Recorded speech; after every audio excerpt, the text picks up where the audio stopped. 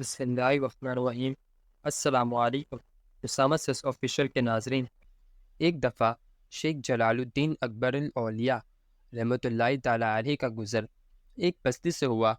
آپ نے دیکھا کہ وہاں کے لوگ اپنا سامان اکٹھا کر کے بھاگ رہے ہیں۔ کیونکہ شام کا وقت تھا، اس لیے آپ نے اسی بستی میں قیام کرنا تھا۔ آپ نے ان کے بھاگنے کا سبب معلوم کرنے کے لیے ایک گھڑ سوار کو روکا اور اس افراتفری کا سبب معلوم کیا۔ گھڑ سوار رک گیا اور غصے سے کہا کہ تم ہمارا راستہ نہ روکو، معلوم ہوتا ہے کہ تم دشمن کے جاسوس ہو۔ اگر تم راستے سے نہ ہٹے تو میں تمہیں کچلتا ہوا آگے بڑھ جاؤں گا۔ آپ رحمۃ اللہ تعالیٰ علیہ نے کہا، اگر ایسا کر سکتے ہو تو خوشی سے کرو، میں تمہیں منع نہیں کروں گا، لیکن میں تمہیں اتنا بتا دوں کہ میں تمہارا خیر خواہ ہوں۔ اگر تم مجھے اپنی پریشانی بتا دو تو ہو سکتا ہے کہ میں اسے دور کر دوں۔ نوجوان نے کہا، میں تمہاری کوئی بات نہیں سنوں گا، اس لیے آگے سے ہٹ جاؤ۔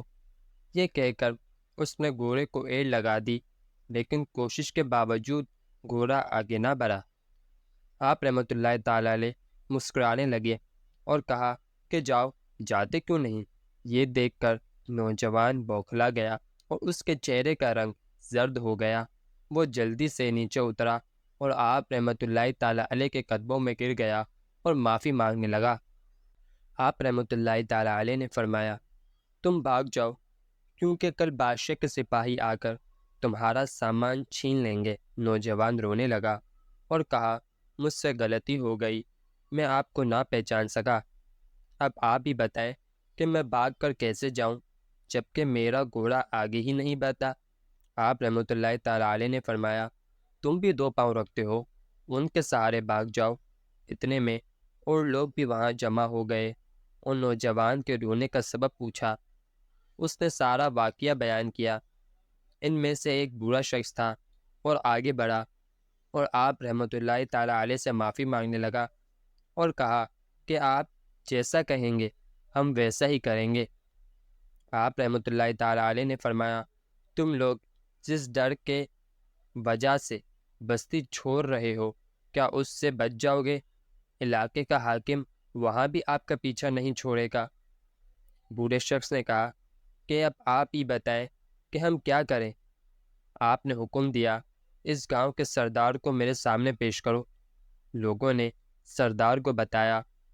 وہ حاضر ہو گیا اور کہا کہ شاہ جی فرمائے، کیا حکم ہے؟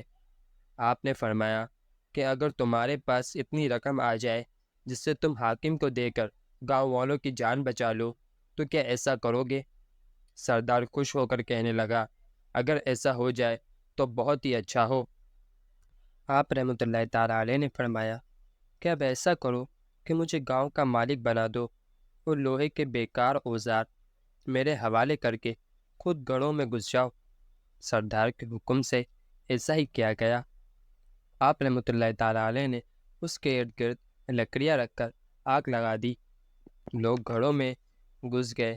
ساری رات بے چین رہنے کے بعد صبح ہوتے ہی لوگ آپ کے پاس آئے۔ دروازہ کھلا ہوا تھا، لیکن آپ کا کہیں نام و نشان تک نہ تھا۔ سردار نے یہ دیکھا تو کہا کہ لگتا ہے یہ شخص بہروپیہ تھا، لیکن اس نے یہ حرکت کیوں کی؟ بوڑھا کہنے لگا، اے سردار، تم ابھی ایسی بات نہ کرو، انہیں تلاش کرتے ہیں، وہ یہیں کہیں ہوں گے۔ سردار نے کہا کہ وہ یہاں نہیں۔ بوڑھا کہنے لگا، انہوں نے لوہے کی آگ کیوں لگوائی؟ اس میں ضرور کوئی راز پوشیدہ ہے۔ سردار نے کہا، حاکم کے سپاہی آنے والے ہوں گے، ایسا کرو لوہے کو اٹھاؤ اور گھر چلو۔ لوگ لوہے کو اٹھانے کے لیے آگے بڑھے تو ان کی آنکھیں پھٹی کی پھٹی رہ گئیں۔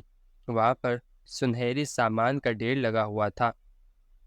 انہوں نے سردار کو بلایا اور کہا کہ آؤ اور شیخ کی کرامت دیکھو۔ سردار نے قریب آ کر دیکھا تو سارا لوہا سونا بن چکا تھا۔ بوڑھے نے سردار سے کہا، اب بتاؤ کہ شیخ بہروپیہ تھا؟ شرمندہ ہوتے ہوئے سردار نے کہا کہ آپ نے انہیں پہچان لیا، لیکن ہمیں ان کی پہچان نہ ہو سکی۔ لوگ خوش خوش سونا لیے اپنے گھروں کو روانہ ہو گئے۔